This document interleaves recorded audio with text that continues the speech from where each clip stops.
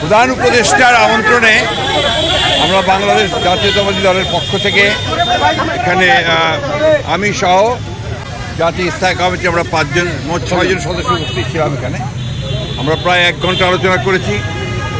আলোচনাতে অত্যন্ত ভালো পরিবেশে আলোচনা হয়েছে। এই আলোচনাতে প্রধান যে বিষয়গুলো আমরা আলোচনা করেছি সেই মধ্যে প্রধান হচ্ছে আমরা নির্বাচন সম্পর্কিত বিষয় আলোচনা করেছি।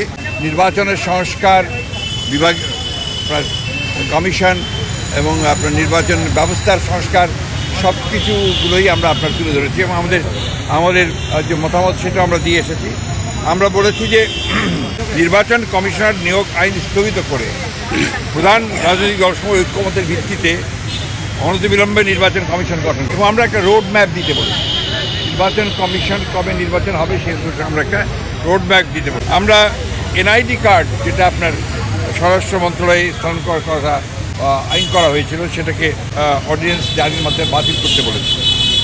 আমরা তর্কিত কোনো ব্যক্তি যেন কখনো এই নির্বাচন সংস্কার কমিটিতে না যায় সেই কথা আমরা বলেছি। আমরা বলেছি যে ফ্যাসিস্ট সরকারের সময় প্রতারণা সাজানো ভুয়া ভোটের মাধ্যমে গঠিত সকল ইউনিয়ন পরিষদ বাতিল করতে বলেছে এবং 14, 18, 24 সালে যে সকল নির্বাচন কমিশন ছিল তার প্রধান নির্বাচন কমিশনার এবং কমিশনার সহ তাদেরকে ভুয়া নির্বাচন, ব্যর্থ নির্বাচন, আপনার একটা পক্ষপাত দুষ্ট নির্বাচন করার অভিযোগে তাদেরকে আইনের আওতায় আনার কথা বলি। আমরা বিচারপতি খায়রুল হক, যিনি আমরা মনে করি যে নির্বাচন ব্যবস্থাকে ধ্বংস করার জন্য মূল হোতা, তত্ত্বাবধায়ক সরকার আইন বাতিল করার মূল নায়ক ছিলেন, তার বিরুদ্ধে আমরা আইনগত ব্যবস্থা নেওয়ার কথা বলেছি রাষ্ট্রদ্রোহিতা অপরাধে। আমরা বলেছি যে প্রশাসন থেকে দুর্ভাগ্যজনকভাবে এই প্রায় 2 মাস হতে চলেছে, আগামী 8 তারিখে 2 মাস হবে। এখন পর্যন্ত গত সরকারের আমলে অর্থাৎ ফ্যাসিস্ট সরকারের আমলে দোসর হয়ে কাজ করেছে, তাদেরকে সহায়তা করেছে লুটপাট, অনাচার, অত্যাচার, মানুষের উপরে নির্যাতন, গুম খুনের ব্যাপারে, গণহত্যার ব্যাপারে তাদের অনেকেই বেশিরভাগই এখনো পর্যন্ত বহাল তবিয়তে তার স্ব জায়গায় বহাল আছে। এদেরকে অবিলম্বে তাদেরকে সরিয়ে নিরপেক্ষ ব্যক্তিদেরকে এখানে আনার কথা আমরা বলেছি। আমরা বলেছি যে জেলা প্রশাসকের ব্যাপারে আপনারা লিখেছেন পত্রপত্রিকাগুলোতে লেখালেখি হয়েছে, সেই 59 জন জেলা প্রশাসকের মধ্যে কী করে সেটা নিয়োগ করা হলো সেটা সম্পর্কে আমরা জানতে চেয়েছি। একই সঙ্গে যাদের বিরুদ্ধে অভিযোগ উঠেছে তাদেরকে নিয়োগ বাতিল করে দেওয়ার জন্য আমরা বলেছি।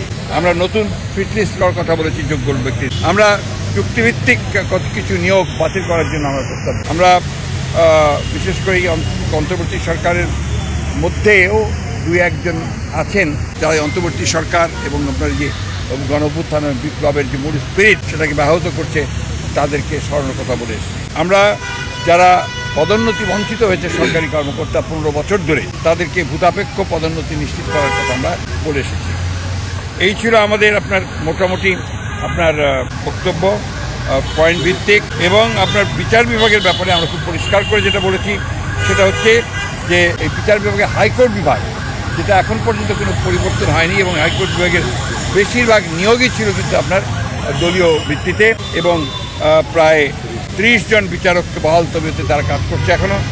এদের ব্যাপারে ব্যবস্থা নেওয়ার জন্য, প্রয়োজনীয় আইনগত ব্যবস্থা নেওয়ার জন্য আমরা কথা বলেছি। এই কিছু দলকানা বিচারক যারা আছেন তাদেরকে অপসারণ করার কথা বলেছি। আর অতি দ্রুত আমরা পিপিজিপি নতুন নিয়োগ করার কথা বলেছি। আরেকটা আমরা লক্ষ্য করেছি যে যাদেরকে অভিযোগে গ্রেপ্তার করা হচ্ছে সুনির্দিষ্ট অভিযোগের ভিত্তিতে, হয়তোবা আপনার দুর্নীতি অথবা হত্যা, এইসব সুনির্দিষ্ট মামলায় যাদেরকে গ্রেপ্তার করা হচ্ছে তাদেরকে আমরা দেখতে পাচ্ছি যে আপনার জামিন দেওয়া হচ্ছে। এটা অত্যন্ত উদ্বেগজনক বিষয়টা আমরা দেখার জন্য বলি। আমরা 2007 সাল থেকে 24 সাল পর্যন্ত 5ই আগস্ট পর্যন্ত আওয়ামী লীগের আমলে দায়েরকৃত সকল মিথ্যা মামলা, গায়েবী, ভুয়া, সাজানো, রাজনৈতিক উদ্দেশ্যে প্রণোদিত মামলাগুলোকে প্রত্যাহারের জন্য আমরা নীতিগত সিদ্ধান্ত ঘোষণা ও প্রত্যাহারের প্রয়োজনীয় ব্যবস্থা গ্রহণ করার কথা বলি।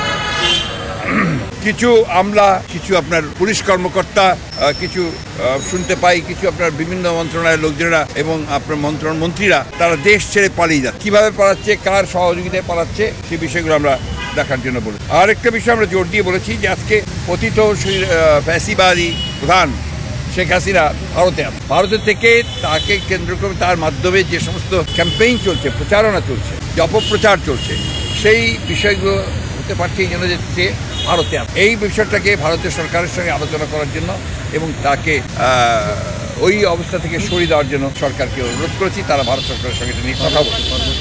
সেই সঙ্গে পার্বত্য চট্টগ্রামে যে ধরনের অস্থিরতা সৃষ্টি করার চেষ্টা করা হচ্ছে সেটাও আমরা কিন্তু আপনার বলেছি যে পার্বত্য চট্টগ্রামের ব্যাপারটাকে আরও গভীরভাবে দেখে সেখানে কারা এই ঘটনাগুলোর সঙ্গে জড়িত তাদের বিরুদ্ধে ব্যবস্থা নেওয়ার জন্য আমরা কথা বলেছি। আরেকটি কথা আমি বলি যে আপনার গুম খুনের সঙ্গে যারা জড়িত দুর্গাপূজা তারা এখনও ধরাছোঁয়ার বাইরে, তাদেরকে খুব কম, একমাত্র জিয়াউল হাসান ছাড়া আর কাউকেই ধরা হয়নি। আমরা মনে করি যে অবিলম্বে দাবি জানিয়েছি যে অবিলম্বে তাদের সঙ্গে চিহ্নিত করে তাদেরকে গ্রেফতার করা হোক ও তাদের বিরুদ্ধে ব্যবস্থা নেওয়া হোক। এবং জাতিসংঘের একটি দল এসছে এখানে, কিন্তু দুর্ভাগ্যজনকভাবে সেই দলটিকে যারা এর সঙ্গে জড়িত আছেন এই বিভিন্ন ডিপার্টমেন্টের তারা তাদেরকে সেইভাবে সহযোগিতা করছে না।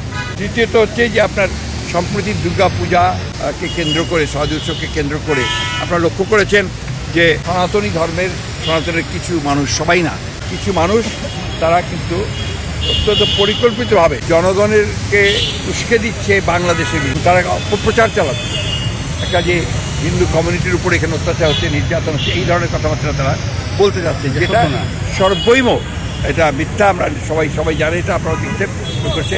এটা হচ্ছে একটা সুদূর পরিকল্পনা তাদের যে বাংলাদেশে মাইনরিটিকে নির্যাতন করা হচ্ছে, বাংলাদেশের বিরুদ্ধে এটা একটা ষড়যন্ত্র বলে আমরা মনে করি।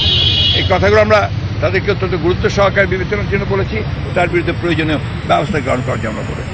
Thank you. মাননীয় মহাসচিব, স্যার একটা নির্বাচনের রোডম্যাপের কথা আপনারা বলেছেন, মাননীয় উপদেষ্টা এই নিয়ে একটা কন্ট্রোভার্সি হয়েছে ওনার সফরের সময়। মাননীয় সেনা প্রধানও বলেছেন যে 18 মাসের মধ্যে এটা নিয়ে ওনারা, ভাই আমি এই মাস দিনকাল নিয়ে কথা বলি না, উনি আমাদেরকে যেটা বলেছেন যেটা আমাদের 1 নম্বর প্রায়োরিটি, নির্বাচন অনুষ্ঠান তাদের 1 নম্বর প্রায়োরিটি। উনি ফিডব্যাক কি দিয়েছেন স্যার আপনাদের এই দাবি ব্যাপারে? উনি বলেছেন অত্যন্ত সহৃদয়তার সঙ্গে তারা দেখছেন, তারা মনে করেন আমাদের দাবিগুলো হচ্ছে জনগণের দাবি, আমাদের দাবিগুলো তাদেরও দাবি।